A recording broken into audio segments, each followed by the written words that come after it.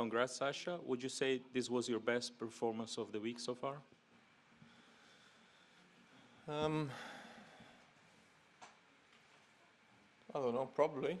I think it was high level from both of us, especially in the most important moments. I think both of us raised our games and really produced some entertaining tennis.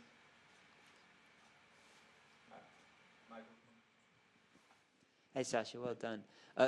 You've been saying for a few weeks now that you're not focused on the results now, these days, that it's all about next year and getting your levels, getting to the level where you want to be. Is that sort of not caring maybe helping you in some ways with your performances? Well, hold on. I still care. I mean, I still care whether I win or not here, especially. But yeah, maybe having your focus away and having your focus on improving maybe helps with your mind. Maybe I should do that every tournament now. I didn't mean to suggest. No. Yeah, I know. Yeah. Well done. Also, Ubaldo Scanagato with tennis.com. Also today, you haven't lost the serve. Only 2 break points. 1 double fault. 3 years ago, Marc Rosset said, if Sasha learns how to play the volleys from his brother, he will become #1 in the world. Tonight, you did some unbelievable volleys. I mean, especially on the first set point, on the set point of the first set and later. How did you work on that? Did you work with your brother, with somebody else every day? And how satisfied you are about your level? Well, it's for sure a subject that we're working on, 100%. I'm not volleying like my brother yet. That's why I'm not #1 in the world, but #2. So I still have something to improve for next year, and hopefully I can do that. Hey Sasha, you have the chance to get your 7th victory this year. What would it mean for you, especially after all you've been through?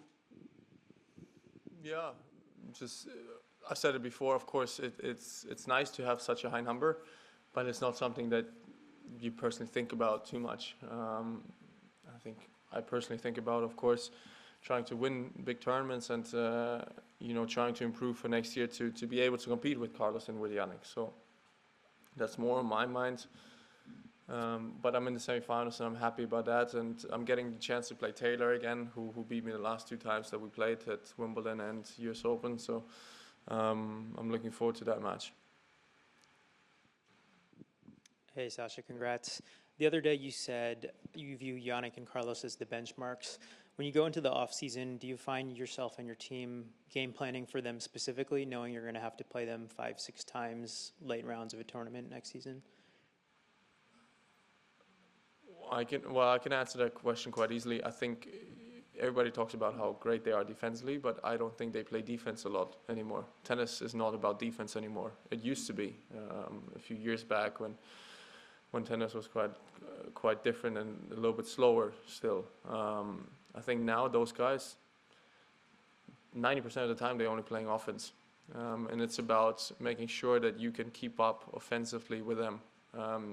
Being able to keep up with their speeds of ground strokes as well. So that's the #1 thing, I think, not backing off and going for your shots in the most important moments. And that's maybe where I struggled at as well in my career, trusting my shots and going for them when I need to. And I think, personally, that's something that I still need to work on. And hopefully next year is going to be even better.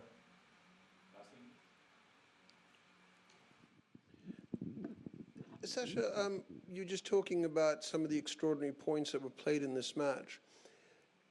Are you able to enjoy those situations in the middle of a match, or is it just too intense to really appreciate some of the shot making that happens? And there was a stage during the match where you and I think your brother looked like you were having a disagreement or an argument, or you were making a point to him. What was that about?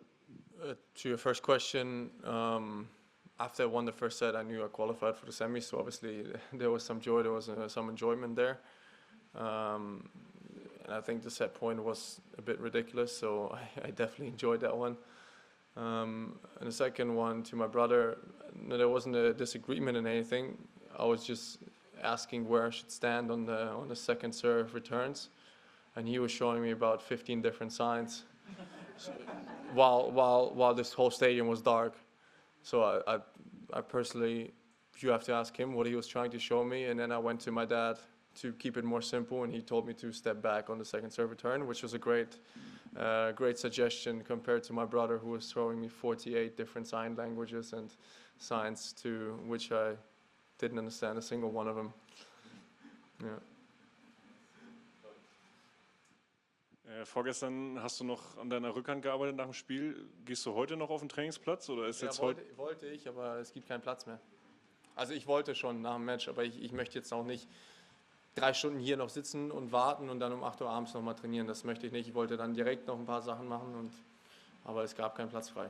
Und du wolltest, weil du was noch improven wolltest heute? Also wie schon gesagt, es ist nicht generell heute oder morgen, sondern es ist das Große und Ganze, was ich verbessern möchte für nächstes Jahr. Jetzt geht es wieder gegen Taylor Fritz, gegen den es Niederlagen gab bei den US Open in Wimbledon.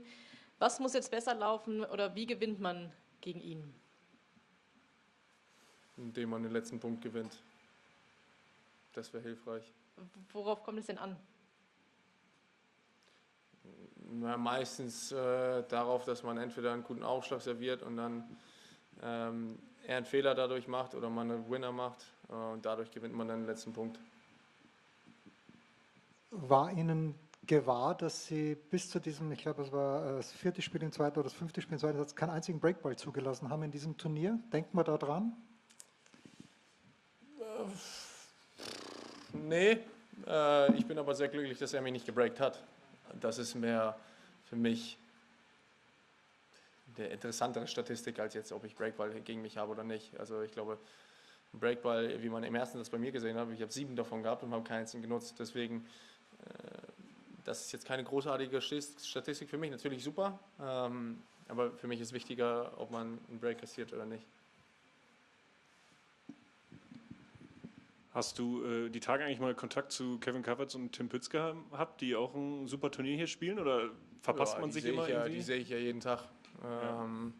Der Kevin hat mich ein paar Mal versucht zu überreden, dass ich Davis Cup spiele. Dann habe ich ihm meine Buchung auf den Maldiven gezeigt, einige Male, und dann war das Thema auch vorbei. Aber es ist ein super Turnier, das sie spielen. Die sind auch im Halbfinale. Ich wünsche den Jungs natürlich alles Gute.